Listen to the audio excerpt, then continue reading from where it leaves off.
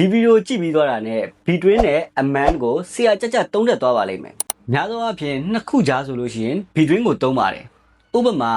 My house is between the post office and the school ကျွန်တော်ရဲ့အိမ်ကစာတိုက်နဲ့ကျောင်းရဲ့ကြားထဲမှာရှိတယ်။အများကြားထဲမှာဆိုလို့ရှိရင်တော့ among ကိုသုံးပါတယ်။ဥပမာ She sat among her friend သူမရဲ့တငယ်ချင်းတွေကြားထဲမှာထိုင်နေတယ်။အခြေခံအစစ်မှာတော့ဒီလောက်ပါပဲ။နည်းနည်းလောက်ထပ်ပြီးတော့လေ့လာကြည့်လိုက်ရအောင်။ between ကိုနှစ်ခုကြားမဟုတ်ဘဲနဲ့သုံးခုလေးခုကြားဆိုလို့ရှိရင်လည်းသုံးလို့ရပါတယ်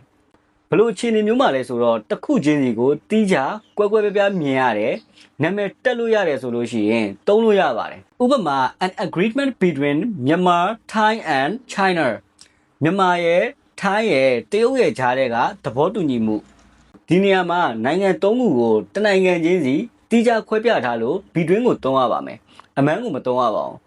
among ကိုသုံးကျင်လို့ရှိရင်တော့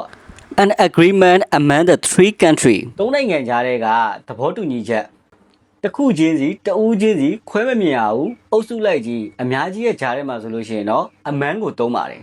ဆိုတော့ဒီလောက်ဆိုလို့ရှိရင် between နဲ့ among ကိုတည်တည်ချာချာလေးသုံးတတ်မယ်လို့မျှော်လင့်ပါတယ်